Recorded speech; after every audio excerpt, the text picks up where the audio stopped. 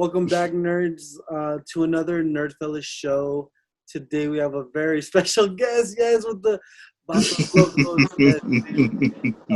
My good friend Gabriel Chacon. I actually worked with him before. We've done a short film together, which I Yep. have to say did that place? I don't remember if it placed or if we got disqualified.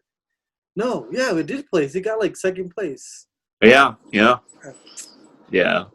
We ended up at the tap and everything like that. So Yes, and so it was we filmed at a was bar, oh yeah, and it was and we even got some of the bartender to like participate a little bit, didn't that's we? right. I don't know. Yeah. So before we get into the movie and stuff, I don't know if you Okay. remember this, but because I was just telling my friend about this the other day.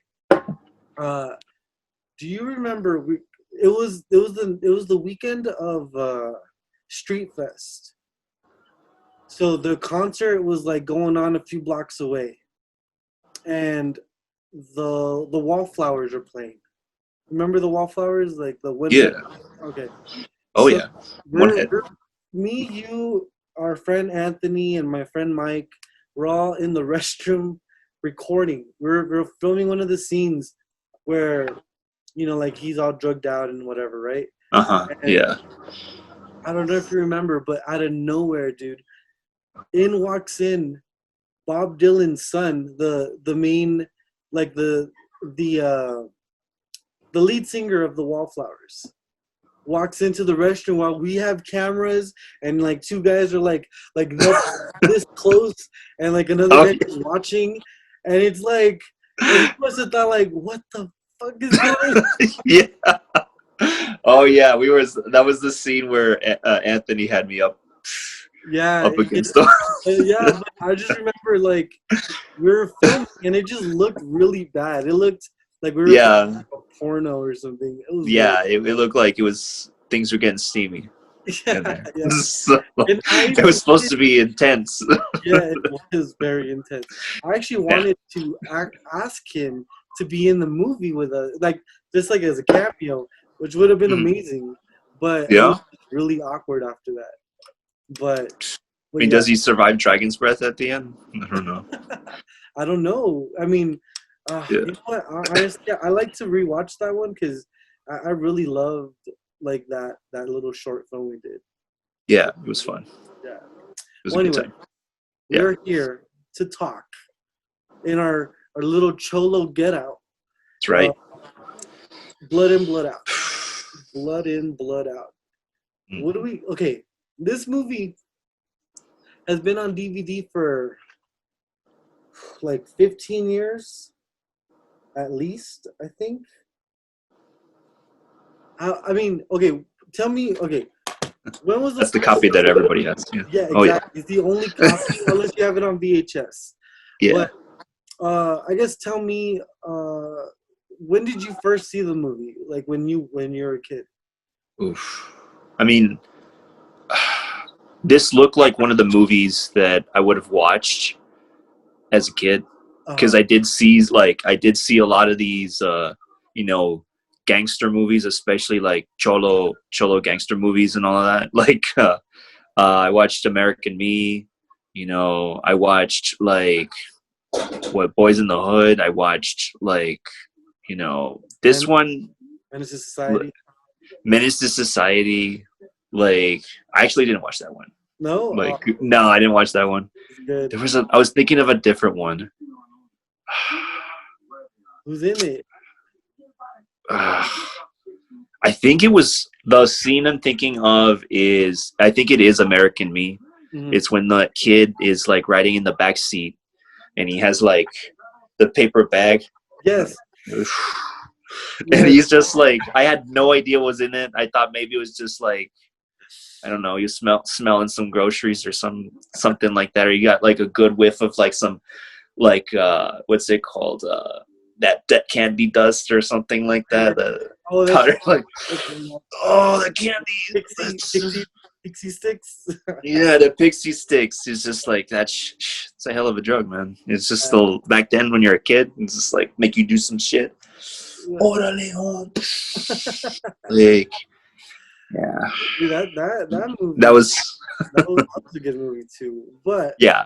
I've always, it's weird because like American Me, which I actually have the copy here of Mhm. American Me, Nice. put out. They're very similar. I mean, this was based on a true story. Yeah. This And is then like a similar story in a way. If you think about it, okay, so like if you're watching this podcast, I'm gonna just take it as that you've seen the movie. There's no other reason you'd probably be watching this, right? but um, in there's a white character in both movies loses a leg. That's true. Yeah. One's set in San Quentin, the other one is set in Folsom, I think. Both Mm. big prisons in California. Yeah. You got the different gangs, like the Mexican Mafia and La Onda in Mm. Blood and Blood Out. And it's got like the same themes, but as where like American Me was very kind of straightforward and It was didn't really gritty. Yeah. It was like hard. yeah, but there's something like more poetic in my I don't know my head of a Blood and Blood Out. There's Yeah. there's more character arc. There's more of a tragic story there. It's you have these brothers that grew up together and are torn apart by the streets, I guess you could say. The The streets. streets and all because like they're very loyal to each other and instead of like, hey man, like maybe that's not a good idea. Maybe we should just whatever. They're Yeah. like in it for they put themselves in all these like situations where uh well, like all their fates kind of branch off of like this like one thing that happens to them. So I mean, so I guess I would say so. When did you see Blood and Blood Out? When I actually saw it. Let me see. Around not too long ago. I want to say like 6 or 7 years ago. yeah, Like I was barely introduced to it by my cousin, really and yeah, like he, uh, when he was telling me we were talking about gangster movies. We were right, talking about like Godfather and all of that, yeah, and then just he started telling me he started mentioning scenes from like Blood in Blood Out, and I told him I'd never seen it. He's like, we're watching it, and we put it in, and like immediately one of the first characters I instantly recognized was the Mikolo, which is who used to play Ken Masters in a Street Fighter movie. So I was like, hey, it's Ken. Like, yeah, yeah, yeah. it's just like, oh shit, he went cholo. It's just like that's what happens. He's got to get tough. He's got to get to know the streets. Right? You're a street fighter. But no, it's there's like so many like high caliber actors in this movie, Yeah, from Lawrence Fishburne to the guy who plays Biff, yeah. Wait, and Lawrence Fishburne. yeah, no, not Lawrence Fishburne, who is King Rames. Is that what you're thinking Ving of? Rhames. That's who I was thinking of. Yeah, Yeah, yeah, yeah. I know. yeah. He's just like, and Danny Trejo, Danny Trejo, just yeah. And it's weird because like, if you, I don't know, there's like recently there was like a documentary called In Number One, which is like a documentary on Danny Trejo's life. And no, I've never seen that one. oh yeah, so in that documentary, like he talks about how he basically lived that life like the way it is in that movie. Like that was like almost like a movie like of his life in a way. So it's kind of like weird for him to go back to prison because he was in that prison because he was really in prison in his life. Yeah, So yeah. when he was making that movie, he actually knew a whole bunch of the prisoners in the movie, like the real Oh, prisoners. did he? Yeah, which is crazy. Yeah, He's like, hey, how's it going? Like, hey, just making this movie. hey, you got out, Holmes? Yeah, right. Nah. No, but I mean, it's weird, man. Like this movie is like it's like got a big impact, and then it became like a big time cult classic. Oh Like yeah, talk about it, but like not a lot of people actually know about it. it's like it's very much a culture movie. It's very much like a Oh yeah, Mexican culture, like very yeah, cholo, very cholo street culture, like. yeah. But it also speaks to like it also has like some life lessons in there. Oh Some yeah, some definitely some like choices have consequences type, you know. yeah. Like each choice has a ripple effect on each character where uh for me, what I really, of course, like it's the old same like kind of Shakespearean story where like the axis tilts to the other, where Mm, Paco was like at the bottom and Cruz was at the top. Cruz was like the golden child, the artist, the yeah. one who had the scholarship was going to make it.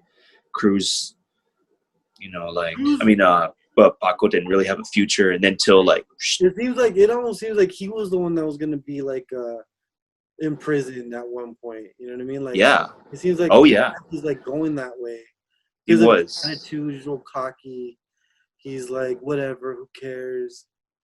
To being, I think I don't know, man. I really think about that movie, and every one of those, like the three characters, right, had Mm, like a major like arc.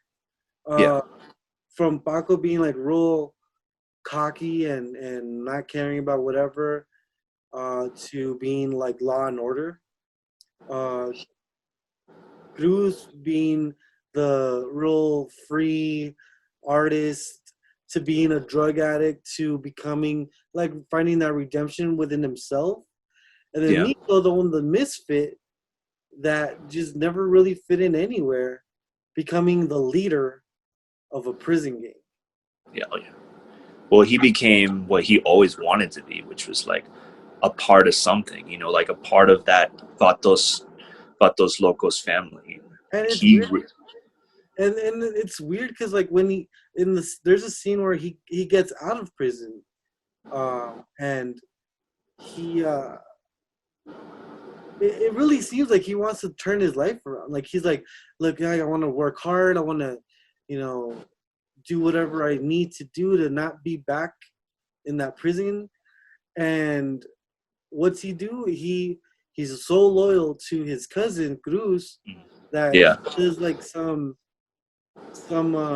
robbery or something. Uh, Which I saw that you were just watching that scene.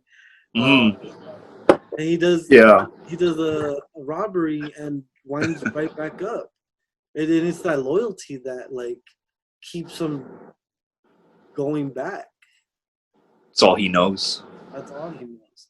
And Yeah, that's when he like once he goes back to jail and everything like that, it's like he has all like of this respect, and now he's the one who's like on top. yeah, Like after like his mentor gets killed and well, we'll by see. some sneaky old man. You know, like with the I mean, what's crazy is that he became like a manipulator because he's the one that set that whole thing up.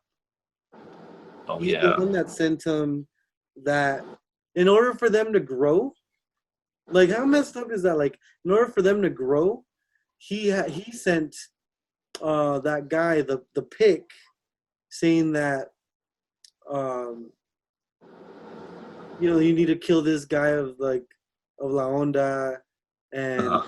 so in reality like he's the one that kind of like set everything in motion Yeah. all over again.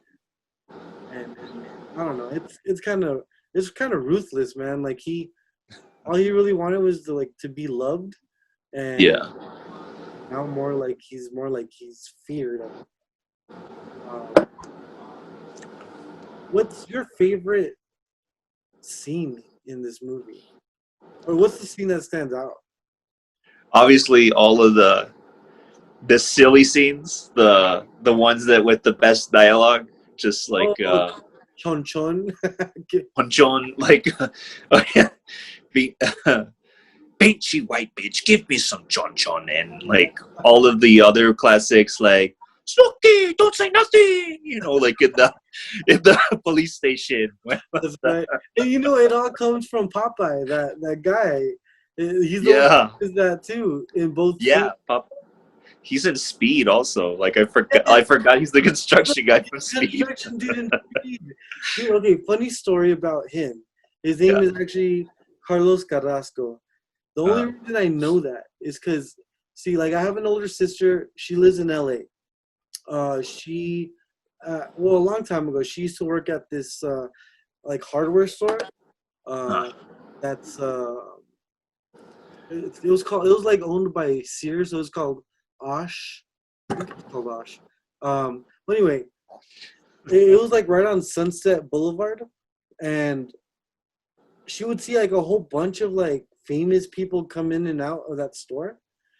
One being Carlos Carrasco, and she would always like she became like friends with him in like a weird way.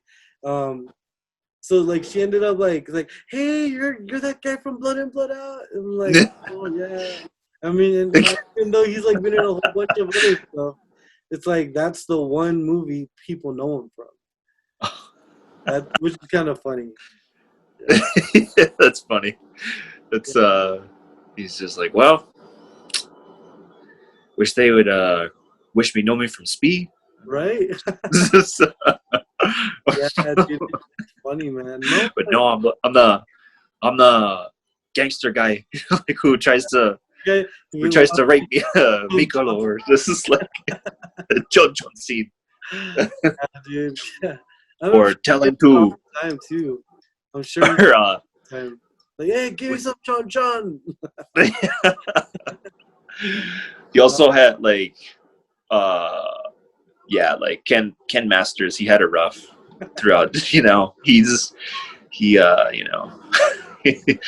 dealing with Popeye telling him to like his parole officer tell him to suck his pee and everything. Like it's like the guy is like full of classic one-liners. He's just like, yeah, he's the best. Oh, I as we were talking, like it showed this scene with what's his Cruz? No, not Cruz. Paco, when he was doing that sting, and some of the ladies that he was trying to sell it to. One of them was what's her name from Selena? Lupe Oliveros or yeah. She was actually from El Paso. Yeah. She's actually from El Paso. Yeah, wow. And then, she's known as Selena's killer because she plays Yolanda. Oh, that's awful. I know. She's actress, but like poor lady, she always got known as like they get caught up in these stereotypes, man. Yeah. In a way, though, we still love those movies, though. I mean, yeah, like to us, like we hold them like close to us more than like it's like our own classic films that we've grown up. I guess like with this film, like it reminds me very much of the films that I watched when I was a kid. I felt like I should have watched it when I was younger, but it's like I probably wouldn't have understood it. It's just like I think I was like, how old was I? I'm like 8 or 9, and we went to go visit one of my aunts in Houston, and I remember that she put the movie on, and I remember them saying like, "Hey, all the kids, get out of here! You guys can't watch this." I'm like, what is this? Like, I was like, what is this? So I just always remember seeing glimpses of like this movie, and it was like I just remember it was like about prison. I'm like, what is this? So then finally, I don't even remember when this was, but I remember watching this maybe when I was like a young preteen, maybe like I was like 11 or 12, and I think my sister had rented it on like VHS from Blockbuster back in the day. It was like, oh, so this is the movie, right? Because for a long time it was like forbidden for me to watch. Can't watch this movie. It's too violent. There's too much going on. But I like instantly like fell in love with this movie. It's long too, but it's okay. It's like 3+ hours. It's Oh close yeah. to 3 hours, or it's over a little over 3 hours. And but I remember I watched it maybe a month or two ago. It flies by. Like to me, like that was it just like went by really quick. This movie. It was one of those for me. It was like kind of like a mini series. Oh yeah, yeah. That's This how. could definitely be a miniseries because you can go Yeah, through like the different stages of when they were like kids, they're yeah. growing up, and In the then beginning and then after the yeah, second, it's crazy. past and Dude, present, honestly, just like I gotta give it up to like cholos, real cholos, because dude, this is super hot. yeah. And I'm like in a well air conditioned area, and this is like I'm like almost sweating over here. I just like it's a little tight What up, right baby? around here, but I love the openness. It almost feels like a cape. There you You go. know, you Yeah, gotta it's like you're a superhero. exactly a super cholo. Exactly what it is. Just Gotta like represent, orale. represent this. It's in cholos. I hear that they're supposed to be really neat. They're the few gangsters that actually like iron their khakis and everything like I that. I know Yeah, they're actually like they're very clean. they That's what are. they. I know. There's Yeah. a what's like another movie that you kind of like maybe similar to this that you kind of watched and that is like another classic, or is this like the one? Because I remember when you had posted like Hmm. uh let's like chill or what, like why can't we just chill like this? And it's Oh this yeah. scene where It was the fighter is like let's go punk. He's got the knife and yeah. I started laughing because like I love this movie, but Yeah. my Oh fiance yeah. Like this is. doesn't want to It's watch. like My there fiance, was a point where the memes took over with blood in blood out memes, oh yeah. just like all over this. Okay, so let me ask you a question. Like your girlfriend, I've known her for a long time too. Uh huh. Christine, has she seen this movie yet? Yeah. She Yeah. has. She has. Does she hate Yeah. it? Does she hate it? Uh. She hates it. I know she does. She. How should I put it? She somewhat appreciates the story. She doesn't like how long it is, and she can't stand Mikolo. She can't stand him at all. She said he's just like she can't take him seriously at all. Well, I mean, okay, so it was that Damien Chapo is the actor's name. Yeah, yeah. This was his first role. So Was this, it? yeah, this is his. So he was like fresh off the boat. Like he didn't have any acting experience whatsoever, and you can kind Wow. of tell. But then you know what? He actually kind of got better. Like in the movie, I remember watching it, and at the Yeah, yeah. he's actually pretty believable in this. In the But beginning, he is kind of goofy and all that shit. He's just like yeah, he's yeah, but he's also he's like very over the top, very enthusiastic. Just like yeah, yeah, he is. He's definitely over the yeah, top. he's, Um, he's a he's a character. That's what he yeah, is. But like once he starts getting more serious, when he rises up to power, is when he's just like yeah, he becomes like a real player amongst like everybody in prison. Like just like I agree. Yeah, yeah, he in a way like I think the second time he goes to prison is when he starts to, like to steal the show a little bit. yeah, oh yeah, A lot of his that story was is in there. One of my favorite, I think my favorite scene in this movie, and I've showed it to my fiance, and she's like, "What is this? Whatever." Like, so I don't think she's gonna watch it, but um, the scene where he Paco goes and visits his brother Crucito, and and Chewy, like the guy who was in um, mm, Breaking Bad as Tuco, Yeah. He's like laid out, and he was also in Training Day. He's like laid out on the couch, all high and stuff. Yeah. And that scene where like they're like talking, and then they get in a fight, and then Crucito at the end, he's like, "Go ahead, arrest me. Do your job. Do your fucking job." But like, Yeah. tell like all this emotion and built up and Oh anger, yeah. and that's actually probably my favorite scene in this whole movie. I think. Oh yeah. Super powerful. It's like, I don't know, man. Like you get caught up in that movie a lot. Like it. There's a lot of with Cruz, like his downfall is very heartbreaking. Yeah. Like his dad even like, Oh, remember when he pushed him away, disowned him and everything? Yeah. He's like, "You're dead to me." Like, Yeah. Juanito. Oh, yeah, dude. Yeah. There's a lot of like really. Yeah, I feel like he's probably one of the more tragic characters in this. But then at the end, he's the one that has like all the life. Like he's like dancing and like he's making Paco look at himself and like, "That's you right there. Like you never changed. You're like still the same, brother I know." And I don't know, man. I think like in a way that's why I feel like it's so poetic.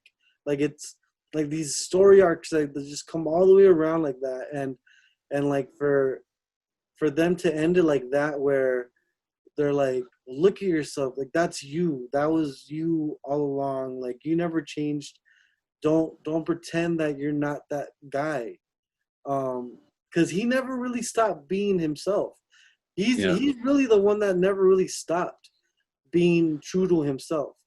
You know what I mean? Like he got addicted to drugs, yes, but he still overcame some of that.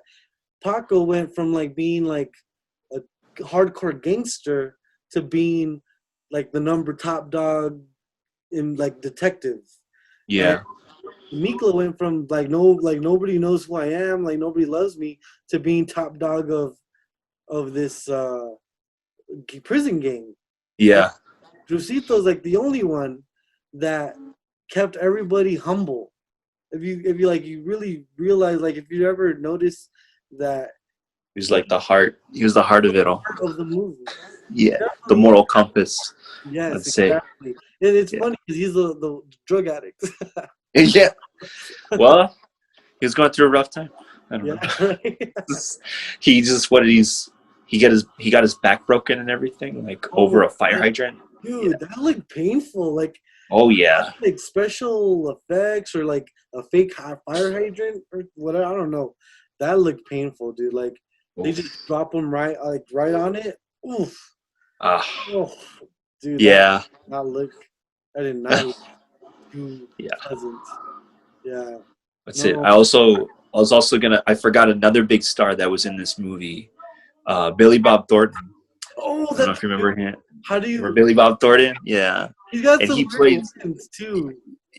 Those he does like well, what's he say? I don't even remember what he says, but he plays like a really weird goofball.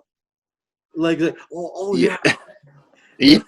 Like with his hat and it's like this and oh yeah.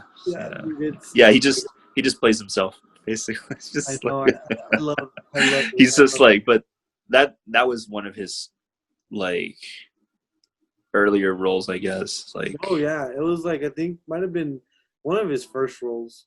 Yeah. Like he's in it, but like nobody knows who he is. Yeah. He just plays like a redneck, just like a hillbilly redneck. Oh yeah, and so what I love about so like this movie, right? Like it, directed by Taylor Hackford. He ended up directing Ray, the movie Ray with Jamie Foxx, and it won an Academy Award. Well, Jamie Foxx won an Academy Award for that movie. Yeah. So like you have very talented people making this movie, right? Yeah. Very real setting, and it was backed by, which weird to even say it, but it was backed by Disney. Like this movie is a Disney movie, technically. So Disney has all these subdivision companies called like Touchstone Pictures, Hollywood Pictures, Pixar, Marvel. Like they're not technically Disney, but they're Disney. So like Hollywood Pictures was supposed to be meant for like more adult uh, content. So one of their first movies is Blood In Blood Out. So Blood In Blood Out comes out in theaters, and I want to say it got pulled like within a month of release because, well, one it was I don't think anybody was really going out of their way to go see it, Mm-hmm. and then a lot of people were like afraid of the movie because of how like real it was. Like it was very real. Like it was gritty and it's also funny in a way, but it's like really crazy. So Disney pulls it off the shelves. They release it to video. It does well in video on video, but mostly because it's only Hispanics watching this movie. Now that the age of the internet has come, more and more people are finding out about this movie, Yeah.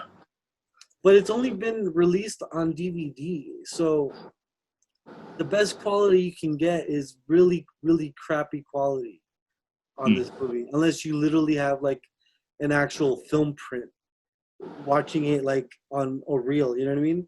Yeah. Um, Have they ever tried re-showing this ever, I like want at to say Alamo Draft House or anything like that? Or I want to say a couple years ago they did like a reunion or like a anniversary, and they showed it, but I don't think they ever re-released it more wide than that. oh, Like Disney, like this is other than like Song of the South, which is like a movie that Disney made back in like the early 40s, and it's like about racism, and it was like with oh, like cartoon characters, and it's about a oh. slave. It's crazy. What? That movie will never see the light of day. But All right. it feels like this movie is like on that list where they're never gonna release this movie ever again. Mm. Like, and it makes me sad because I would love to like for them to sell like the distribution rights so that a company like well, I don't know if you're like aware of companies like Shout Factory and Arrow Video, like so like Shout Factory, like even though this is a American Me, right? Yeah. And it's released by Universal Pictures, but for some reason Universal Pictures never put this out on Blu-ray, so they let another company like release it, like take a copy of the movie, put special features on it, and release the movie. Okay. It still says Universal, right? But at the Yeah. bottom it says Shout Factory. So Shout Factory is like its own independent company. Same thing with like Criterion Collection. Criterion's like more upscale. Like they do like remasters of movies. Like they'll take the negative and they'll remaster it in 4K and put the best possible image quality and best possible like sound quality and amazing special features. And usually like a movie like this one, like I have the Fear and Loathing in Las Vegas. Oh Like wow. get like a beautiful artwork, you know what I mean? Yeah. And they'll Yeah. put it out. And um like that's just one example. Like there's like more recent example of the movie Roma that came out on Netflix. That's like another Criterion release. Like Mm. so it's like premium. Like movies like are important to society, right? Yeah. Um, and then there's another one called like Arrow Video that releases more like cult films, as well as and they re-released one of my favorite American Werewolf in London Oh, and RoboCop. When they released you them, mean the collector's set, right? Like the whole like I'm gonna show extra. I'll show it to you right now. All So like right. they All right. released RoboCop, right? Oh my This gosh. badass box set, like it's beautiful, right? Yeah. Yeah. And and then like this amazing artwork, right? Oh, shit. And then they I'll also buy that for $1. all right. One of my favorite movies. And then of course like American Werewolf in London, another really Nice. cool box set. Usually comes with like a poster and stuff. Oof. Yeah. So like they release all these cool movies. Like Well, I got me a Blue Moon. oh right, Blue. There Oh, you go. There that's you go. perfect. Yeah. Like, There you go. but I would Segue. I wish that one of these companies, either Criterion, which I don't think Criterion would, but it would be awesome. Uh, Yeah. Arrow Video or Shout Factory would buy like get the rights to this movie and re-release it like in a beautiful quality. Imagine watching it in like beautiful high definition or 4K quality with Mm. like the sound, and it's almost like rewatching it for the first time, you know? Yeah. That's my wish You that know, would happen. Like, because just a nice box set with something, extras and the making of it, and it's yes, little something for the fans. this is all we've You gotten. know, This is literally everything we've gotten. Like, there's that's a no, shame. if this breaks, yeah, you can buy another one, but it's not going to be better quality. You know what I mean? Like, there's no, That cover right there on the DVD, like I noticed, like I actually like the more serious Mikolo than oh, yeah. the crying Mikolo cover. Just like it just like makes it look like they just witnessed a huge Oh, yeah. nuclear explosion, I know, and it looks and so, officer Officer Bryant is just like, what the fuck? What the hell, man? It's just like, it looks like they just, I told you not to touch the food. Told you not to leave the stove on or some shit. dude. But like, there's another one where they ended up like Mikolo's hair is all slicked back, and everybody's just in Oh, that row, like, and they look more mafioso, like yeah, yeah, just yeah. and Exactly. or they just look like the cover from what's it called? What's it called? I think it was Goodfellas? no, it was the album cover where it's like they're all silhouettes and one of them is just Oh, up. Queen? Queen. There you go. Because they're all in black shirts and they're Well, all just yeah, like it's just their face. Yeah, yeah. It looks like an album, rock album cover. right, exactly. Oh, that's another thing. So I know what poster you're talking about. Yeah. And on that poster, it doesn't say Blood and Blood Out. No. There's a, Oh yeah. It's they changed the name. Okay, this is how scared Disney was. Like the Disney made this movie and they named it Blood and Blood Out. It was violent. It's 3 hours long.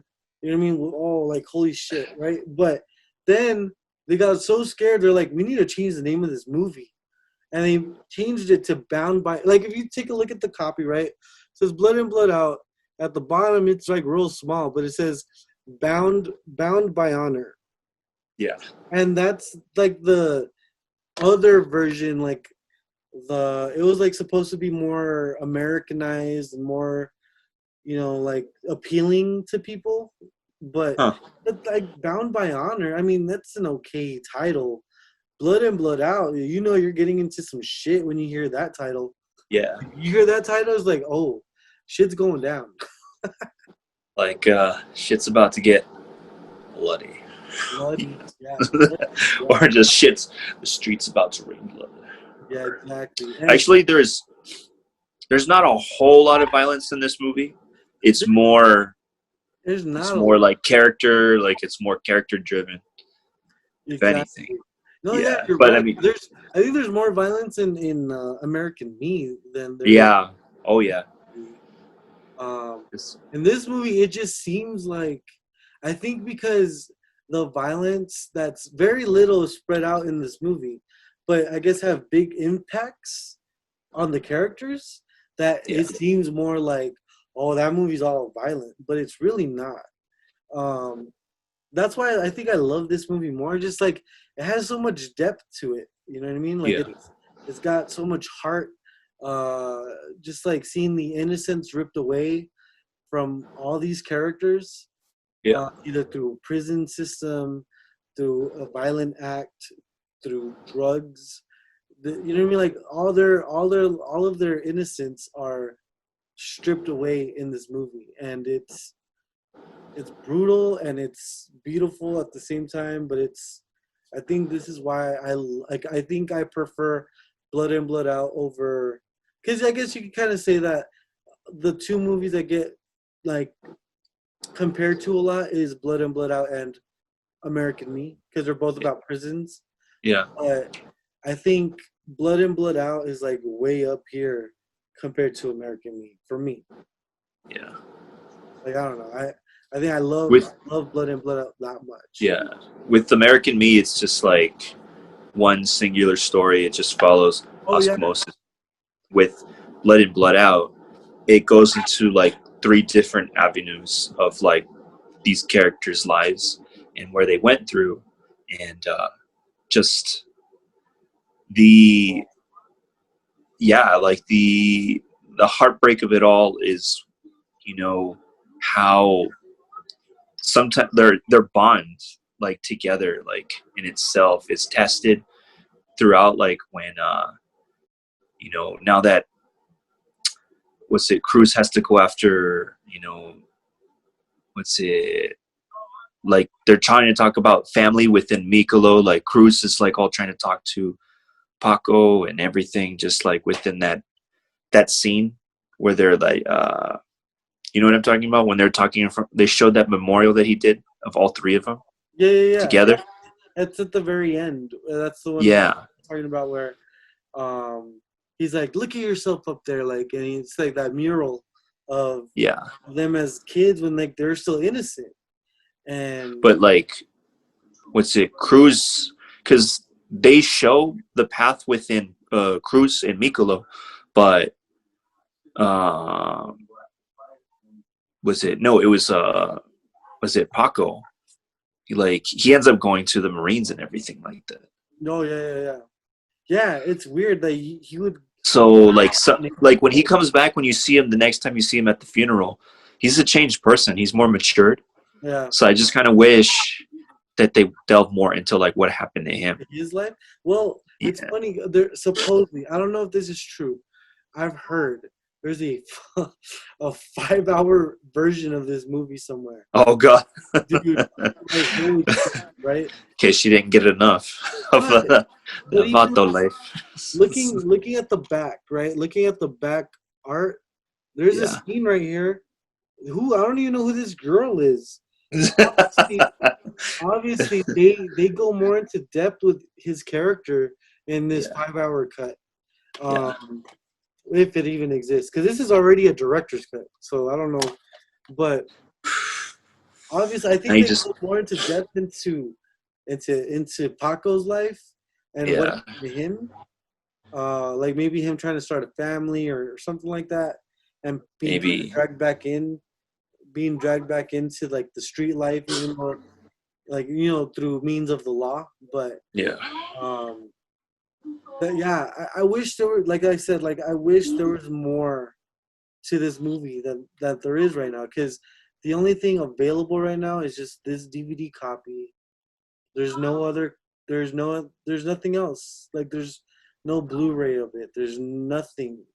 No like people like forget about this movie, and I wish Yeah. that wasn't the case, because this movie is so good. I guess I don't know if I'm just being biased because I saw it when I was little, so I'm like kind of seeing it through rose-colored glasses. But um, this movie, like, it has so much. It has so much to it. It's almost like its own mythological thing. You know what I mean? Like there's like Yeah. a Well, I legend feel like its popularity has definitely grown throughout the years. That's for sure. that Like yeah. from when it's like from the beginning. Do you know how much? Do you know if it probably didn't make that much money? Right? Like I'm gonna say it only made like $4 million, which sounds like a lot, but I'm sure this movie cost more than that to make. You know what I mean? yeah. Um, a lot more probably. But It's like what's it called? For me, it's like what hits close to home is just, you know, the environment and the culture, and like how I mentioned in the beginning, like right off the bat, like it instantly takes you to, like, it shows the Aztec dancers dancing up in the street, and then like boom, it shows the streets of East LA, and the food vendors, and just like people out, like, you know, all the like very neighborly, just like some people just talking shit, and, you know, just like hanging out, just drinking a beer, just like, Right. you know, it's very like kind of like street family type, where this is our home, like this is our area right here. And I guess I don't know. Okay, so I have a big beef with like Hollywood Yeah, and excluding us, like not Mexicans, because obviously like Roma won, Best Picture at the Academy Awards. I think it did, right? I think like maybe a year ago or two, yeah, but like they okay. So I was watching. I don't know if you have HBO Max. yes, I Okay, do. I don't know if it's still on there. It should be on there. There's like a docu series about the movies. It's literally called The Movies, and it, it's like the history of movies from starting from like 1930s, like the 20s and 30s, like silent era, and the early talkies to the 40s, like when film noir, the 50s, the 60s, like it goes through all the decades, right? Yeah, And in like in movies, you had a lot of like waves of things happening. Like so, you have like the black filmmaker in the early and late 80s and early 90s, like Spike Lee, John Singleton, the Hughes brothers. They made like Do the Right Thing, uh, Boys in the Hood, Menace to Society, movies like that, right? Hood yeah, movies, I guess you could call it hood movies. yeah, And then there was like they're interviewing like guests, like directors, as like Gregory Nava. He directed Selena, and he directed Mi mhm, Familia, and he directed El Norte, like a bunch of really good movies. And then they also interviewed this other lady. Her name is Allison Anders. She directed Mi Vida Loca, which is um, kind of like another little counterpart to like a good little bounce back, like from Blood In Blood Out. yeah, There was Mi Vida Loca, which is like street, like cholas in East LA, or no, not in Echo Park, and yeah. it's like about that whole world. They have these people being interviewed in this movie, in like this documentary, right? Oh, really? Yeah. When they get to that, like to them, where maybe it would show a clip from Uh, Selena, like Selena, bro. Like yeah. you would imagine for sure you talk about Selena. They don't talk. They skip over all that, and they had the filmmakers that made those movies there, Yeah. so they don't talk about Mexican American films at all. Like American Me. There's a movie from like the late '70s called Boulevard Nights. There's obviously Blood and Blood Out, Mi Vida Loca. There's Mi Familia, Selena. There's all these like Chicano films, right? And not one word. And like instead, it goes to like the movies Roma and Guillermo del Toro, which I love.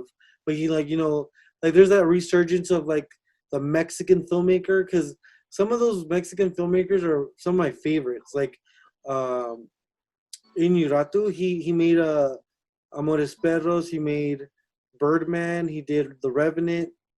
So like incredible movies, right? But Yeah. they talk about that aspect, but they never even talk about us. You know what I mean? In a way.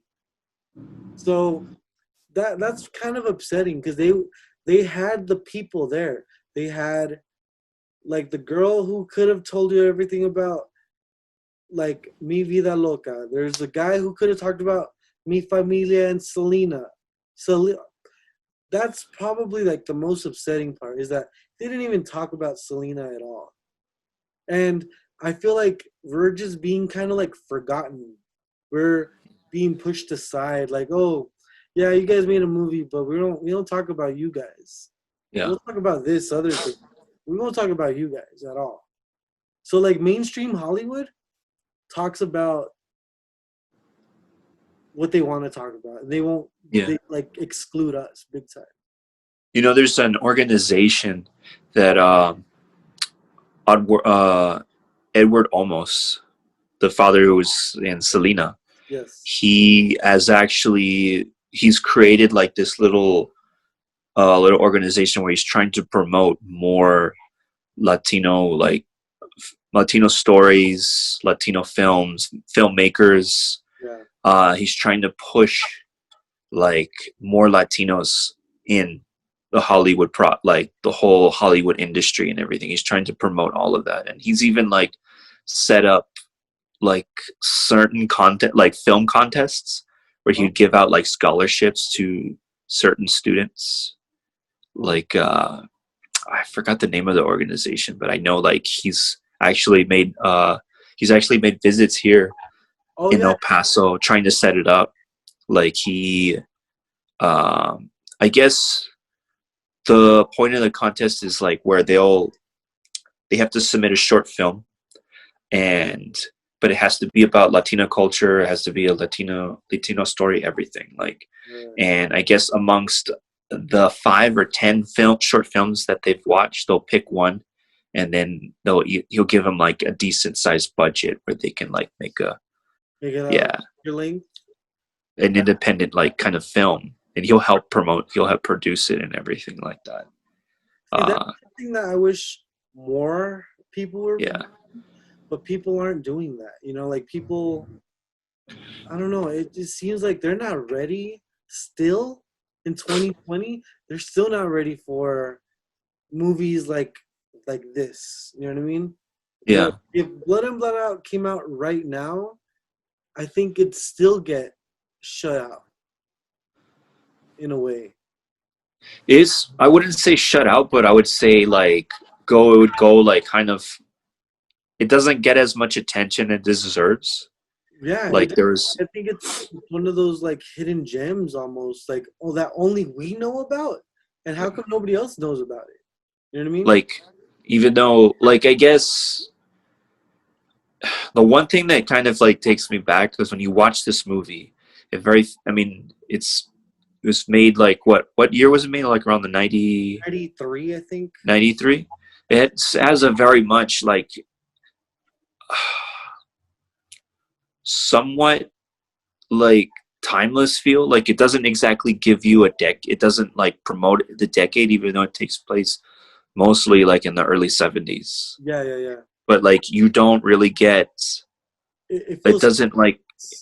timeless. It doesn't give you like that feel, like that time era. Like I guess the only character would be like Bonafide with his comb and everything like that. But Oh, like, like that's the only hint that gives you like it's the 70s and everything like that. But it doesn't focus on anything else. It just focuses on these like these characters, they're like the Chicano culture and the life of the streets and everything like that. It's just like it takes you. It's like when Mikolo got dropped off.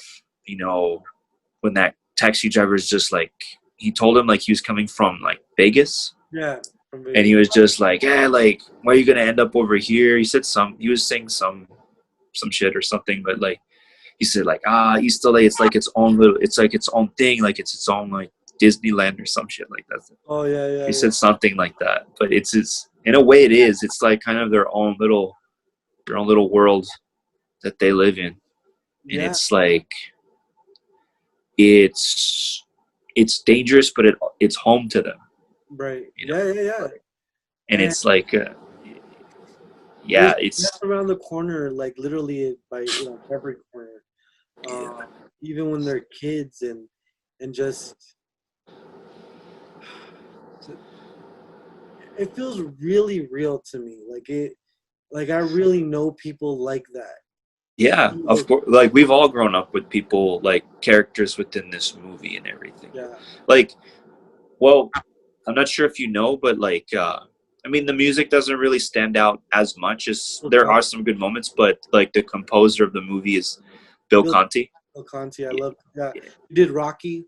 Rocky, Yeah, Karate Kid. but you know what? I did know. Like I was gonna tell you that same thing is like the music is also like he incorporates like Aztec and like Mexican sounding sounds, you know, and also at Yeah, the same time uses like a score like the with a lot of like trumpet.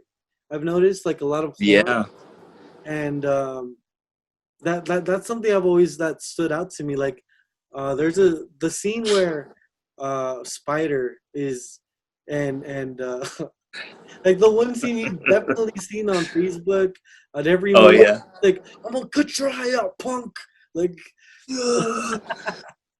I'll get you on the rebound, pop. yeah, yeah, yeah. That scene, if you just listen to the score, Yeah. it's like super intense. It's like bum bum bum bum bum bum bum bum bum. Oh Like yeah. so You good. know, that's when you know. That's when you know Spider Yeah. fucked up, man. You just, you're done, man. Like, yeah, Dude, I know. The dog goes belly up. He's finished. Yeah. yeah. Dude, actually, the scene right after that's one of my favorite scenes when they're like getting chased by the cops, and Oh they're yeah. like, "Oh no, watch this! I'm a lose him right here!" And Oh then yeah. turn and and okay, do you know what I'm gonna say right now? Well, no, so go ahead and say it. Oh, it's like Chicano turn. This what? Chewy. He's like, all that is like that Chicano U-turn, like because they hated the cops as they Yeah. turned, the cops were going down, Oh, and then the other within that same scene, yeah. like, give me your daddy's rifle, throw it out the pinchy window, like it's just like, oh man, dude, that's Spanglish at its finest. Yeah. Out Yeah, the it is. pinchy window. It's like that's still funny to me. Like that's Yeah, one of my my favorite that's the things. same guy where like Mikolo when he's getting his placa and everything, they're just and he's just like, hey, your eyes, they're tuning. What's it? Something. Turning Caca Brown. No, like, yeah, the Quito Brown or just Oh man. little, yeah, He was also like, on the George Lopez show as oh, Ernie. was he? Yeah, he was Ernie in but I like to think it's all connected. Like he, he he was in this like robbery when he was young, or not a robbery, this shooting, and then somehow he like made his way out the hood and then with George Lopez working with him. Like, There you go. yeah, Yeah, but he turned it. He just turned into comedy. It's yeah, just like, right. No, there you but go. And no, tells yeah, the jokes. music's really good. I've always noticed the music. Yeah. Acting, well, some of it's very cheesy, like especially in the prison. Did you ever Oh have you yeah. ever noticed that where like the first day he goes to prison, everyone's rhyming, like especially Popeye is like, "Hey, Yeah. son, fella, go find yourself a fella," and then it's like, Yeah. or like Big Al, like the white supremacist dude, he's like, "No tortilla here," or something like that. It's like what?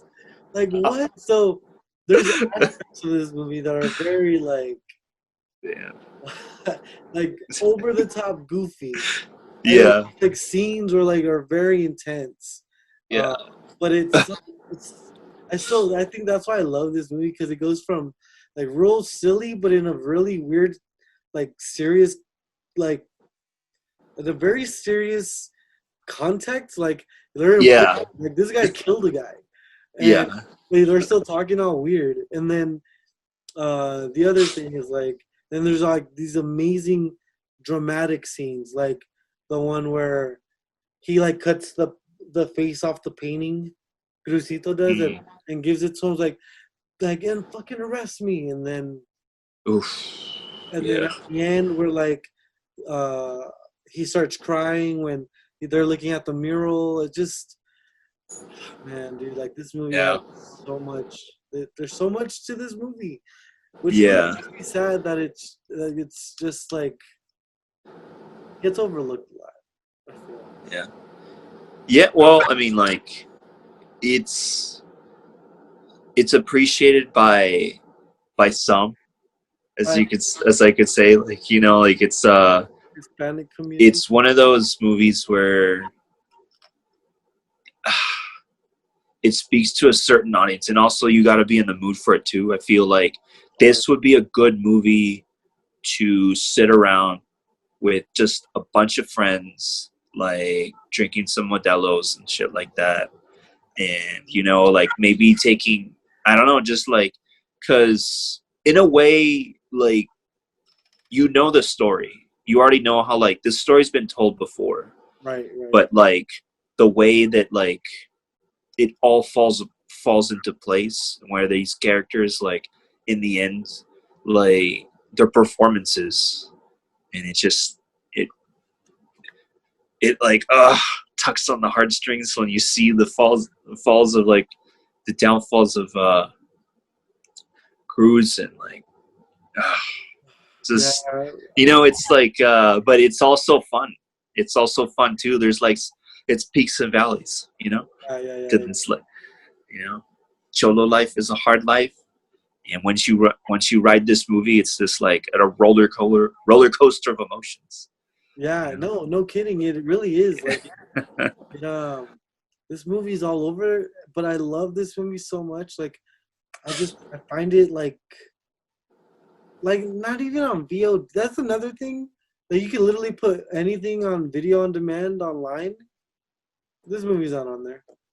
But yeah. it's really like I really want to campaign for for somebody to pick this movie up and Yeah. release it. Do something. I just want to see this like High before quality 4K.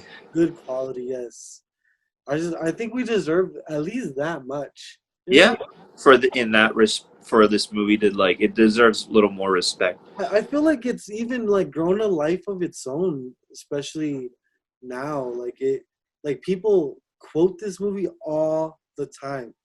Like it's Wasn't there, like, what's his name, the actor Damien? Chapa. Supposedly, like, I'm not sure if it's legit or not, but I think he was even trying to push, Okay. like, some short films. Oh, Supposed to be like the after story of Mikolo. have you ever seen any of the movies he's made? After No, this? no, I haven't seen it. Oh man, They're that good? they're funny, man. Like Oh, they're they're supposed to be dramatic. uh-huh. Let's just No. say, let's just say that. Like, you know what, man? Okay. I give him an A for effort because not everyone can just make a movie, and Yeah. he's made several of them. Oh, Very really? low budget. Like, there's some Oh. on YouTube, and I can't even tell you the names. I think one's called Vatos Locos or something. I don't know. Yeah. So it's like he's playing the same character over and over again. When one of them, he's got an eye patch. Oh. Dude, I don't know, man. It's weird. It's Okay. but the movies are a little cringy, to be Oh. honest. Uh, but Well, guys, speaks to, you it tried. speaks to a certain audience. I don't Yeah, know. it really. Maybe people who are huge Mikolo fans who just have to find out what happens Yeah, after, it's, like oh, this and was what happened to him. oh, okay. He gets an eye patch. That's what happens. That's what happens, and he becomes a pirate. I don't know. Thanks so Mikolo much for is. teasing. Oh man, no, there's so many movies he's tried to do after the fact that just never really worked. Like I feel like after he did Street Fighter, like that was Yeah. it, man. Like that was your chance. Yeah. That movie was a death for a lot of people, or at least their career. Some, no, actually, that's not true. There were some who made it out. I think. What's her name? Chung Lee made it out. I say. Did Jean yeah. Claude. Jean Claude's doing okay. Yeah, I he's think. alright. It's funny because like just totally off topic. Like the Street Fighter movie, I remember wanting to love that movie as a Uh kid. 'Cause I even have the Street Fighter arcade game, like the huh. actual arcade, uh, Yeah. in my room, like my other room, and Nice. but I remember wanting to like love that movie.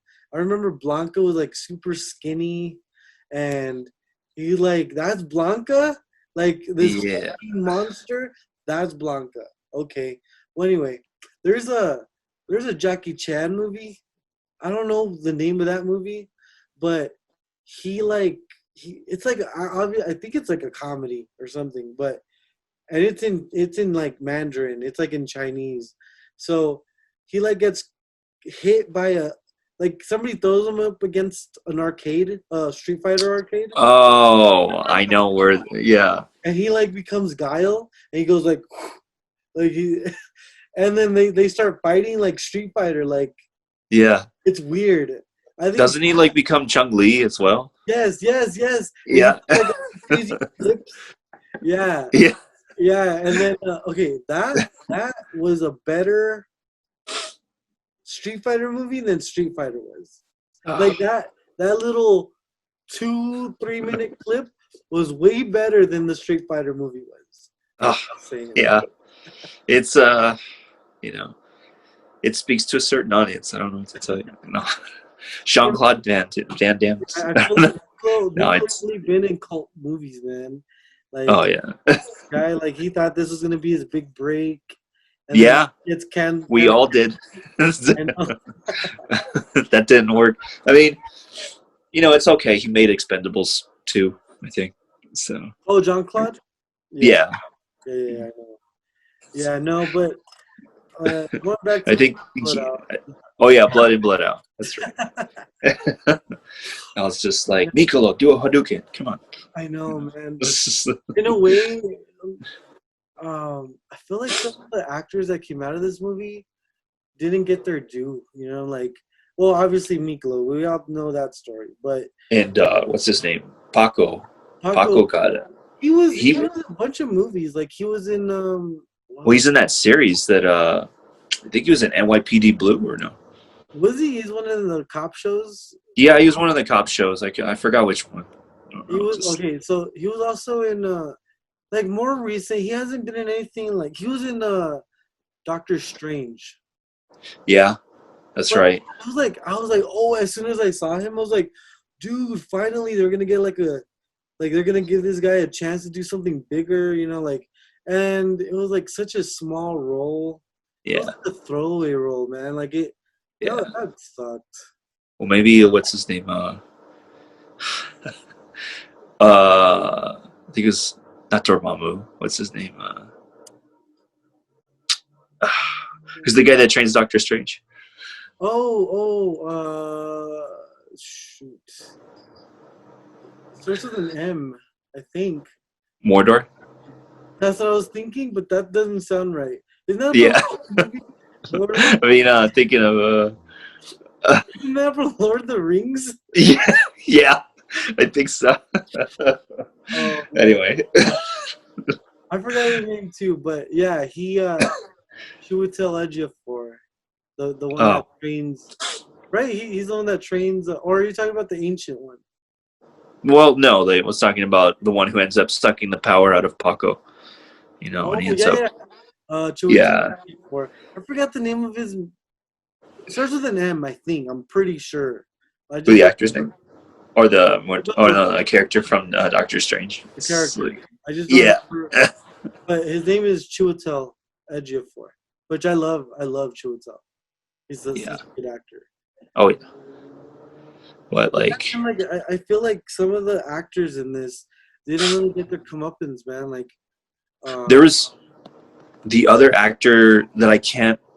He's another famous actor. He's been in lots of movies, but he plays Bonafide. oh What's yeah, his name? yeah, yeah. He's in a bunch of movies. I forgot his name. He's always like a character actor. I know he was like in the late '90s or early 2000s. He was in a movie called The Last Castle, with like Robert Redford and James Gandolfini from The Sopranos. But yeah, he's been in a whole bunch of stuff too. Like he's always playing. He's never like the lead in anything, but he's played. Uh, he's been in a bunch of movies. I know that for a fact. Yeah. Yeah. He's always playing that side character. Yeah, exactly. Which Yeah. seems like everybody in this movie is a side character in Yeah. the other movie. Yeah. Yeah. Oh, dude, we didn't even talk about what's his name? Get out of here before I make you my bitch. Like, uh, I thought uh you were talking to me the personally. one with the I was mustache, like, the goatee, and the glasses and the hair. He's in prison. Oh my oh god. yeah, Oh Magic my Mike. god. Magic Mike. Yeah. How did I forget? How did I forget his name? I can't believe I'm Yeah. ashamed. I'm a little bit. What? What? He's been in a bunch of movies too. I forgot his. He has. Yeah, I forgot which movies, but I know he's been in a bunch. Um, I just yeah, man. Like He was actually in. I remember. It's a small role, but he was in The Mask of Zorro, and really, he played. Yeah, he played in the beginning. He played like Antonio Banderas' brother. that was him. That's Yeah, that was and yes. He like gets killed, right? Like he gets killed. yeah, he basically like he pulls out the pistol and he just shoots himself. He's like That's right. all gangster, like "Tuh," and like, That's and right. then like that guy, that colonel, he like or the captain, he just cuts his head off and like because Yeah. he's a sick motherfucker. Just like, Yeah. but he's in Mask of Zorro, and he's in like what else? Like some other gangster movies, I'm sure. Yeah. But like he's also a character actor. Yeah. A lot of those actors are usually character actors. Um, Yeah. and it sucks because like this was I guess like the height of like the Cholo movie era. You know, like where Yeah. if you're Hispanic, you're playing a cholo or a guy in prison. Well, this one felt like this was the last because there was a lot. There was an era throughout the '90s where they were doing like a lot of cholo movies, but like in a very classic, like Godfather style to Yeah, it. yeah, yeah, exactly. And it's just like this was one of the last. Well, this came out what '93, Yeah, 93. and then like the next one. When did like American Me came out? Like That was like 1991 or 1990, 1990, I think. I can look here. 92. Oh, we're 92. only off by a year. Oh wow. Yeah, yeah, it's crazy. So 92 it came out. But yeah, like a lot of these movies. Uh, Yeah. then after this was like Mi Familia. I don't know if you ever saw that one. No, I didn't see it. That's a good movie. Yeah. That's not a cholo movie. It's more about like family. That was actually produced by Francis Ford Coppola, the director of The Godfather. Um, Mi and it, Familia. yeah, Mi Familia, and it's very It much. sounds familiar though. It sounds familiar. I think you probably seen clips of it for sure if you like look it up. But there's Jennifer Lopez's first movie was that. It was like 1995. She plays like the mother in like a short scene like in the beginning. But Oh, uh yeah, that movie was really good too. Like but I feel like that movie too got buried. Like there's no Blu-ray release. You can't get it on digital. There's nothing on that movie. yeah. And I feel like the guy who made Selena should have had a little bit like at least that movie maybe would have gone to Blu-ray or digital or something. But Didn't it? Or no, that didn't get well, a Blu-ray. Selena did. I don't think it's ever come out on Blu-ray though, Selena. Although I don't know, but I actually really like that movie too. Hmm. Um, Selena. I don't know if you've seen Selena, of course. Yeah, of course. I'm sure Christina's seen Selena. Yeah, I hope. I think so. I'm not sure. I would If imagine. not, I'm gonna show. If not, I'm gonna show that to her.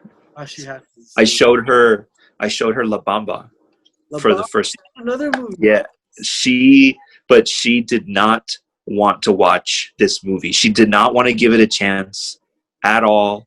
Nothing. And I'm just like, she's just like, well, I'm like, I'm gonna put it on because I felt like watching it at the time. Yeah, yeah. And I know her, like, she'll be there pretending to play her Animal Crossing, but she's actually like still kind of watching the movie. So I just sat there and I just like, watched the movie, and she was just like getting frustrated with Bob because Bob is such a jerk in that movie. She's like, I hate Bob. And I was like, I thought you didn't want to watch this movie. She's like, I don't want to watch it. And then as like it goes on and then it starts getting into the music, she was really getting into it. And up until the end of the movie, Rich. when the mom, yeah, like, Richie, not my Richie. And then just like the last scene with Bob, like, Richie. Yeah. I turn around, I look at Christine, Niagara Falls. Oh Just like, God. and I'm just like, and I was like, so did you like the movie? And she's like, yes. It's like, are you glad you watched it? Yes. Like, Yeah, that's a great movie too, man. that was one of the movies that I watched a lot when I was a kid. That's Yeah, the one. and then I don't know. Okay, am I the only one? But did you see Stand and Deliver like 5 times in school? Which one? Stand and Deliver. Hand and Deliver. Stand and Deliver. Oh, Stand and Deliver. I know which one you're talking about. I've only seen it like maybe once or twice. The one I with Osmosis. yeah yeah And it even has Richie in there too. yeah. Well, does it? Yeah, he's like, what, he plays a cholo or something.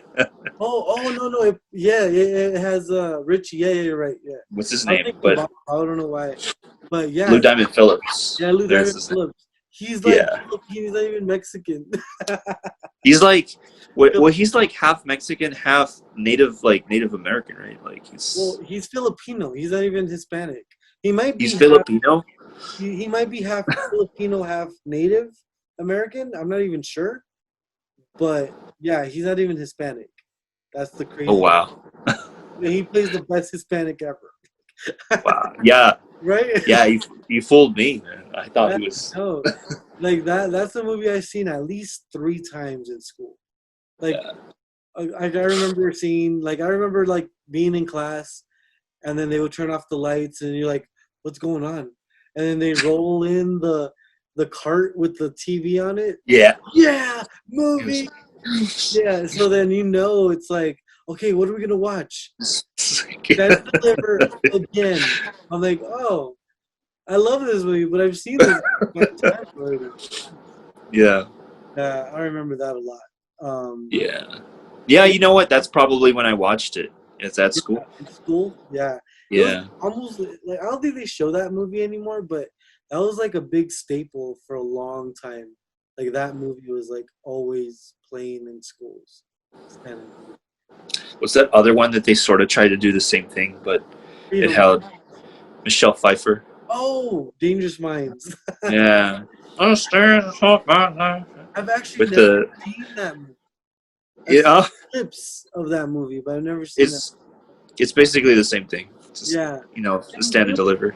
And then they made like a whole bunch of like movies that were similar in the 90s. Like, oh, the white teacher Oh goes yeah. to a They even like, I think South Park even South Park. spoofed it too. Yes. Yeah.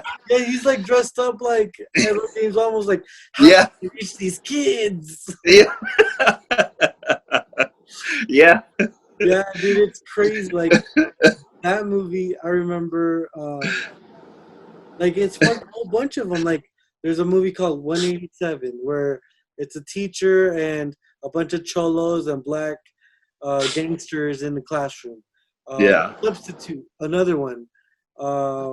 They even made like a spoof movie called High School High. Do you remember that with what's his name? I hate this actor. Method Man and Redman. No, that's a different movie. That's How High. But Ah. High School High, oh man, I'm gonna go through a rabbit hole. But do you remember The Wedding Singer? Yes. You remember the guy who's like his competition where he's like he's losing his mind, right? Oh, Getting all the benefits. uh, Team. John Lovett. Yeah, John Lovitz. Yeah. He plays like the teacher in I this. see. Yeah. Yeah. I Yeah. saw the movie, but I just remember Yeah. that there's like all these movies Yeah. in the '90s that were like, if you're Hispanic, you're playing a cholo in one of these movies, or you're gonna play in like Blood and Blood Out or something. It's like the teacher, the save Yeah, the the white. savior teacher became like its own film genre. Yeah, Its own. It became its own thing. So yeah, yeah, that totally makes sense. yeah. And then like in the late, like in the 2000s, a movie Freedom Writers came out. Freedom Writers, That and was like then Finding Forrester. Finding For. That's a good movie though. I like Yeah, that is. that. But yeah, like there's all these movies about, and it's funny because like in my DVD and Blu-ray collection, like my actual like DVDs, a Yeah. lot of those movies are all together, like Coach Carter and uh, like the inner city kids that are struggling, and here comes the coach that's gonna save the day. Like Yeah. they're all kind of like the same genre, so I put them all together. Yeah. But yeah, like all those movies are very similar. It just sucks that like some of those movies are very forgettable. This movie is not. Like Blood and Blood Out is like on its own. Like it's like this is our Godfather movie. Like this was it for us. I was gonna say like, which movie would you? Oh, you told me like the Blood and Blood Out higher above from Like but American. even all the other ones with like Mi Familia and all of that. Oh yeah, yeah, yeah. I think this movie. I really gotta think about that because Or would you say like I'll take it the next notch further? How about best gangster film? Would you say? like in all genre, like Scarface and all that stuff, or Yeah. in Yeah. oh no, dude, like Godfather Part Two. That's it for me. Like that is absolutely my favorite gangster film. That and then Goodfellas, right up there. Goodfellas would be mine, I would Goodfellas say. is right up there for me. Like it's weird, but like Godfather Part Two, just because like on an epic level, uh, Yeah. it's just a beautiful movie. But Yeah. as far as like gangster movie, Like Goodfellas. story wise, yeah. Yeah, Goodfellas.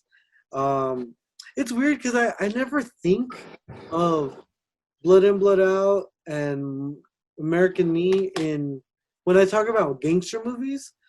Those movies never really pop in my head. You know, like they like mostly when I think of gangster movies, I think of Scarface, Casino. They literally all these movies behind me. Back there, I Yeah. have Goodfellas, Scarface, Casino, A Bronx Tale, Heat. Well, Heat's not really a gangster movie, but The Godfather. Like all those movies always come to mind. Mostly like mob related, like mafia.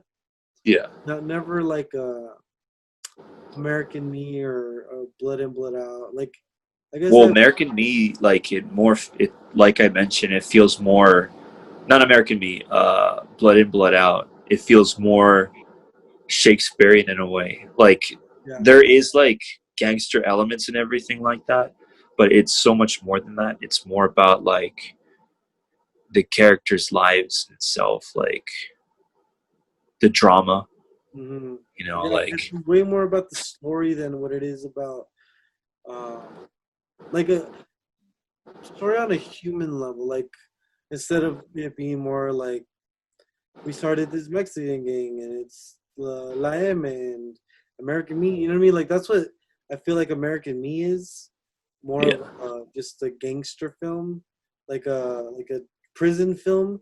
But like I said, like Blood in Blood Out for me has always been more like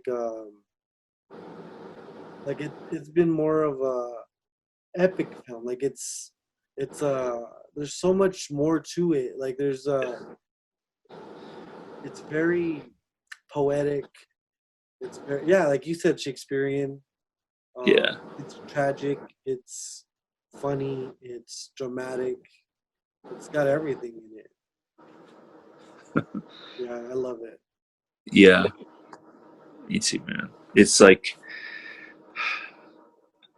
how long is it? Like three. Like 3 hours long. It's I'll tell you right now.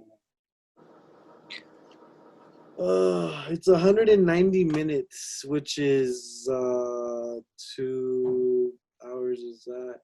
So yeah, it's like over a little over 3 hours long. Oof. And to me, when I watch it, the time flies by. Like I know it. Yeah. It seems like a long time, but it like to me it just flies by. It's paced really well. It's really good. Like it's edited really nicely. The story just flows. You know. For If me, pick like I like to break it up in parts. I like to yeah, break it up in two parts. if you had to pick a scene maybe to like take out, like oh maybe we didn't need this, maybe we didn't need that. Is there anything that comes to mind? Um,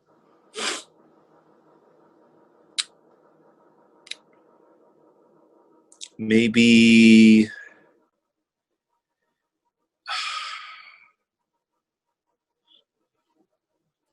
I would say I want to say maybe a little bit of the beginning. I wish they would like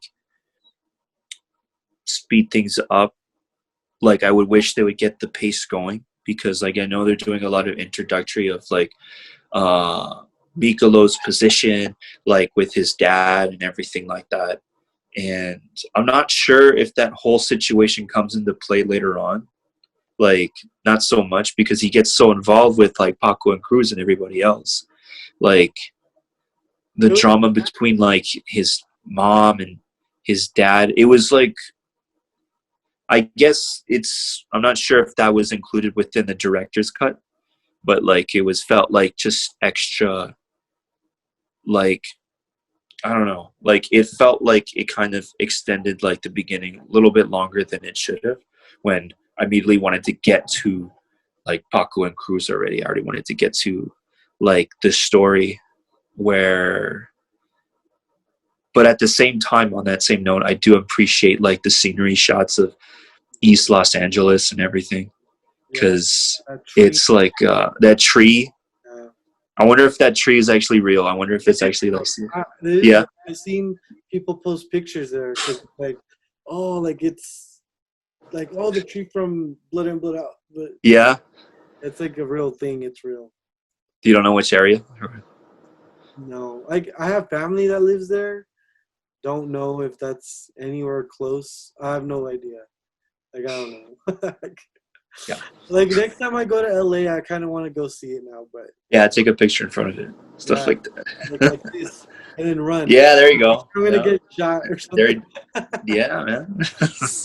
You gotta have the hairnet right? and all of that. And Yeah, that's really and gangster, the shades, the Ray-Bans. right? Those. Yeah, Yeah, I think for me, if I had to like, pick a scene to cut, I think you're right. Like, I think that beginning scene. What I don't like are like the flashback scenes, yeah, because there's a scene in the beginning where he's remembering his dad. Like, I don't like you, Dad. Like, yeah, the whole time, like what? yeah, What? Get yeah. over here! Like, but like that was really cheesy to me. Like that was like soap opera type Yeah, of it felt like very TV movie kind of yeah, part. exactly. And Yeah, that I would have cut out completely. Um, I think, man, it is hard to pick something that I don't like about this movie because there's a lot about this movie that I love. Um, maybe the whole because it does take a while for him to get introduced into the prison, like that whole opening scene, like some of that could have been cut out. Um, but for the most part, I pretty much love what it is. Like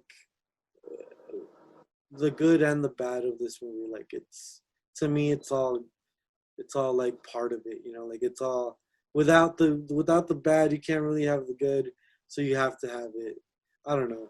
I mean, it's 3 hours long, so I mean, there's a lot of there's a lot of movie there to Out of go. all the characters, like who do you feel like you relate to more? Like, yeah, Cruz for sure, because I was always more like the peacemaker.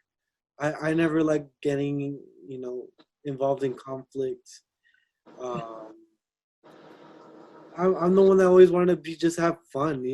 That's what Cruz always wanted, just to have fun and be like whatever. Like they're just having like their moments of like, hey, let's go do this, let's go do that. But yeah, like their childhood and everything. yeah, exactly. Oh, I think your camera cut Yeah, out. my bad. My Yeah, battery's that, dying. that's what I would have said. Like, I think I relate to him a lot more because I was never really like super cocky, and I've never really been that naive, like Yeah, Piccolo. You know what I mean? So yeah, I don't think I could really relate to them as much, but yeah, Cruz was like really like the heart of that movie. I think I relate mm, to him a lot more. yeah. What about you? For me, I would feel I'm Mikolo for sure. Mikolo, when I watch this movie, it reminds me very much of like some of the times that I've had with my brother and my cousins, like how we hung out sometimes.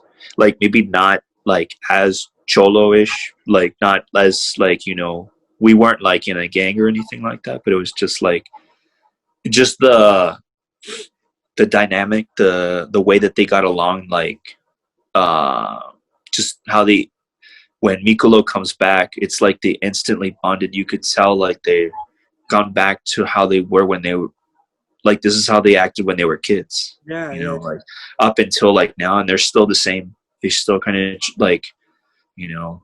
I guess Paco is the leader. yeah, Cruz is the mediator. He's the moral compass. Mikolo is the naive one. yeah. And like with amongst my cousins and everybody, I was the naive one. I was straight up Mikolo. Oh, So it was like, yeah, I was just like, well, hey guys, what are we gonna do next? yeah. Like, It's like with my cousins, all like two of my cousins that I hung out with as a kid live in Juarez, right? And I was born in El Paso. So uh, I was very like Americanized, I was very uh like I spoke a lot. Well, obviously I spoke nothing but English, and I spoke Spanish too, but very not very well. And anytime I went to go meet, like see them, we would all hang out and like visit their friends and stuff. And I definitely felt like Miklo. Like I was just like, I'm just here. Like I don't know what he said, man, but yeah, I'm down. I don't know. Yeah, I was very in that sense.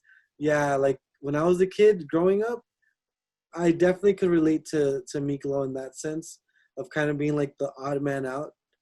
Um, that was like while everyone kind of had their own thing, and I just kind of like was sprung in onto it.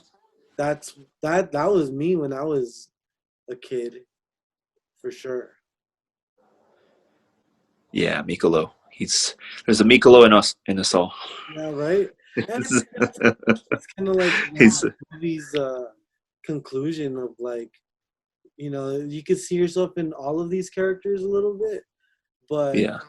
it's mostly like the innocence that's lost at the end, and but also like the one who kind of kept it a little bit was um Crucito.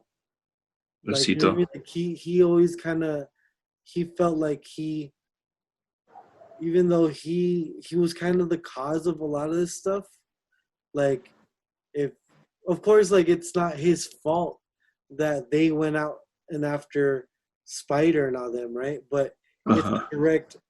a direct um oh, what's the word I'm looking for? Indirect. Well, it's an indirect thing that they did what they did because they hurt Crucito. Like they hurt him, right? Yeah. Um, so in a way, it's kind of like it's weird. Like he's the one that, even though he was like the cause of some of this stuff, um, he's really like the one that changed the least. Like he just wanted to be he just wanted to be like the mediator guy. Like you're right, you're like the moral compass, and it's really tragic what happens to him in the middle of the film where he's like a drug addict, Yeah. and I don't know, man. There's so much to unpack in this movie, man. Like it Yeah. literally goes scene by scene, and just like talk about every like all parts of it. I love this movie. Would you ever want them to make another like a Sequel? sequel? No, Yeah. no, no, No. no, no, because it wouldn't be the same at all. At all. Like I think the stories have been told. I don't want to see what happens to Crucito and to Paco after their little talk in the river bed. Like Yeah. I like in a way I love the mystery of it. Like I wonder what happens next. Like I think they're okay. I think they'll be okay, Yeah. but I'm not really sure. And I think Miklo went on to rise to power, and who knows, he probably got killed. But I don't Probably. see it. Like I think where it ends was perfect. What about a remake?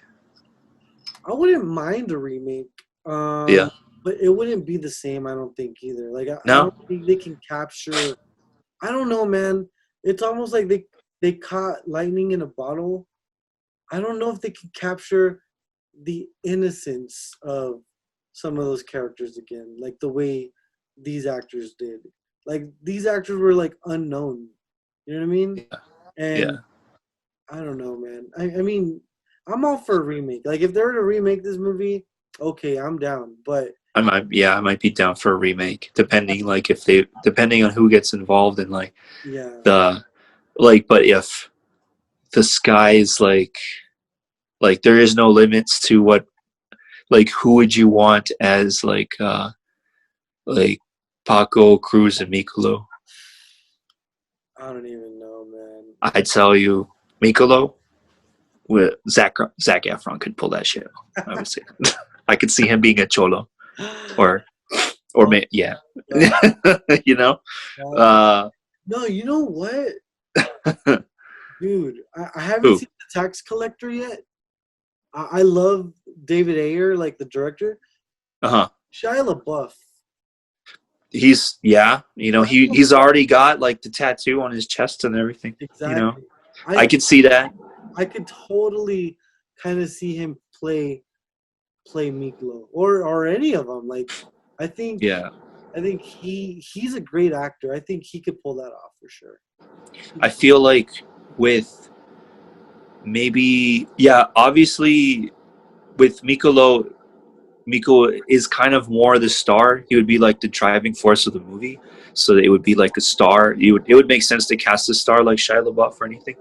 But with Paco and Cruz, maybe Paco could also get like another good actor, like a famous actor. But like maybe Cruz needs to be an unknown, Yeah, Or Paco and Cruz need to be unknowns. yeah, yeah. I And think like because the way this movie kind of played out, the main character I think is Miklo. Like he really it is. is kind of his story.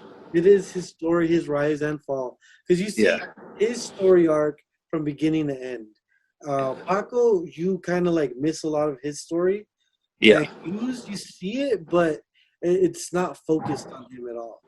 Like yeah, he's got like that heartbeat of the movie, but the yeah, story's not really focused on him, which which is weird to think that the movie he could hold so much weight and he's not even like the star of the film. You know what I yeah. mean? But yeah, it's Miklo's story for sure. It's his it's his blood in, blood out. Like he goes in, and I don't know if he ever comes out, but he That's for the audience to decide. which is why I like the ending. Like I think it Yeah. in a good place. I don't want to see what happens next. Do you think he makes it out? Nico, I think he gets killed. I think Yeah, obviously. he gets killed like in a really vicious way. I bet. Yeah. Yeah, and I I bet say his friend Magic Mike who does it. he him and Magic Mike, they get parole, they make it out of there, and they end up starting Chico's Tacos. You know, Oh, they end dang. up starting like they turn a new leaf. Oh, That's what I like to think happens. It's like, oh, he's and Chico Mikolos is like, I've done enough killing, and it's gangster shit. It's time to like, make a little yeah, bit of taste of homes, just like bring it, like feed the masses. dude, that's funny. That's too No, funny. he would actually do tamales. That's what he would do. Tamales. Because that's what he's all about. Remember, he's like, "It's the best. This is the best. This is what I'm talking about. Like, this is a taste of home or something." Like, it's like it's just, yeah, That's it's just a tamale, man. It's funny though, because it's funny that you just said Chico's, because now that I really think about it, Chico's does feel like a prison food. You know what I mean? Like, you can, you don't need knives and forks to eat it. It's like, Yeah. it's like Well, like all the best chefs, all the best cooks that they have at Chico's, they're all cholos right there. dude, I It's know. like they've got that cholo touch, Yeah, just like yeah, when they make the sauce just right, like they know how to put in the right spices and all that stuff like that. man. You know. Oh, honestly, I'm craving some Chicos right now. Well, yeah, yeah, me too. I'm sorry about Dang, that. man. Yeah. All right, let's end it with I guess if you had to give a rating to this movie, you know, what would you give it? Like a one from 1 to 10. 1 to 10, I would honestly give it. I want to give it a 6.5. 6.5. Yeah, because for me, like personally, it would be like an 8, but I'd put it a 6.5 because this is very much like a cult classic film, and it's one of those movies where you got to be in the mood for it, and it's not for everybody. That's true. That's very Christine, you know. yeah. This is But not a movie. This is not a movie you can just pop in like, oh, let's watch. Like, just no. You really do have to be like, yeah, be really in the mood for this movie. Like, yeah, you gotta crack open a medallo, and you gotta like get some tacos from like Cometa, like dude, just Cometa, man. yeah, there you go. Yes, that's what I did one time. I got some tacos and I just like cracked open a soul. That's what I Yeah, did. Yeah, there you go. And man. it's just I was instantly in East LA, Right? with mind, spirit, and taste buds. It was awesome. So, it was a Dude, good time. It that's was a fun time. too funny. No, yeah, I think. Oh man, like as a movie, it's like if you were to like me myself, I'd probably give this movie a 9 or 8 or A 9. 9. Right? 'Cause 9. it like for me, it means a lot to me. But like as a movie who really isn't for everybody, like I've shown clips to my fiance. She's like, oh, okay, no, I'm good. I'm like, oh, but it's so good. But It's yes, growing up with it, you have to grow up with it. It's yeah, something that has to be like in your blood, yeah, to literally blood and blood, right? It has to be in your blood to like see this movie. yeah, Uh, I think I have to agree. Like, I think I'd give it a 7. Um, the story, I mean, it's long, man. It really yeah, is a long movie, but it's to me, it's epic, man. Like, It's like telling. It tells like stories from a generation to generation to generation. Like Yeah. they start off as kids, like teenagers, and they end when they're like I don't know, 40s, in their 40s, I guess.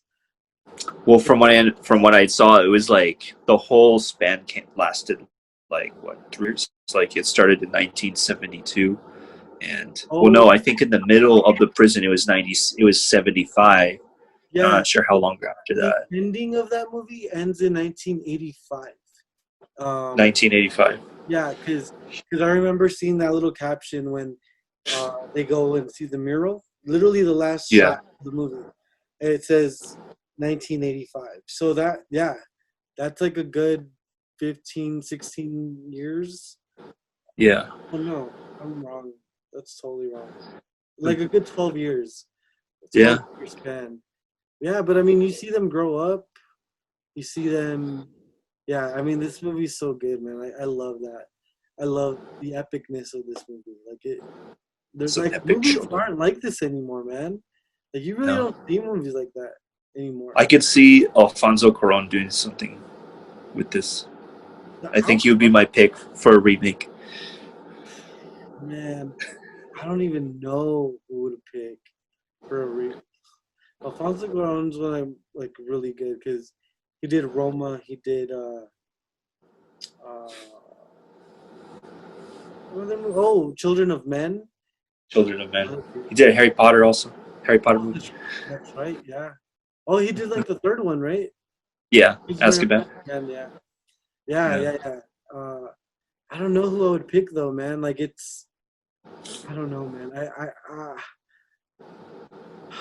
It's weird to think that you would think I'd want like a Mexican director or like Hispanic director, but to be honest, I'm not like super PC about that stuff. Like whoever is like the best director to film it, like to make it, Yeah. be that person. You know what I mean? Like it doesn't matter if he's white or black or Mexican or Asian or whatever. Yeah. But yeah, I don't even know who I would pick for a What's director. his name? Who's the director of Training Day? What's his name? Well, the director of Training Day is Antoine Fuqua. He He would be my second choice. he's your Same. man. Well, yeah. If it's anything like Training Day, that'd be awesome. Yeah. The writer of Training Day was David Ayer, and he actually did another film that was really good called Harsh Times with Christian Bale. Oh, I never saw that one. That's another hood movie. So Yeah. good. That's another good one though. I love that movie. Another good hood movie. Yeah, you know what? We should do a podcast where we just talk hood movies. Hood Like movies? like and we'll rank them. We'll pick 10 and Uh-huh. we'll do some honorable mentions and we'll just go through the list of hood movies. Like There you go. that'd be Blow, slow. Casino, Yeah, like dude, that'd be sick, man. Don't Be a Menace, all that shit. All that. The spoof one, Don't Be a Menace. That too, we could do the spoof list too. Yeah, yeah, So, that'd be funny. Yeah, the best. there you No, go. yeah, no, but man, I just want to thank you for coming on this Yeah. podcast. Thanks for having me, man. Of course, man. I don't even know how long this has been, but it feels like hours. But I swear I could talk about this movie for hours. Yeah. It's such a good movie. I love that movie. Yeah. Yeah, but no, thank you for once again. Do you wanna like maybe put your Instagram or put your people can follow you if they want to? Yeah. I wish I had an Instagram. I don't have an Instagram. Oh, dang! No. I was like, I need to follow on Instagram, and I realized Yeah. now I know why. Yeah. Well, that's fine. Yeah, you can always come back to our show and we'll do more stuff together. That'd be cool. Yeah. Yeah, we can also do like more short films together. That'd be fun. Oh, yeah. All right, man. Well, thank you so Okay. much for this epic rant and discussion on Blood In, Blood Out. Down So this had to cholo rabbit hole. exactly how to represent in with the Yeah. with With the man. they're nerd fellas. The nerd fellas, man. That's Oh, it. I had a rep. There you go. But yeah, thank you once again. Cheers, my friend. Cheers. And Cheers, buddy. to another viewing of Blood In, Blood Out. Exactly.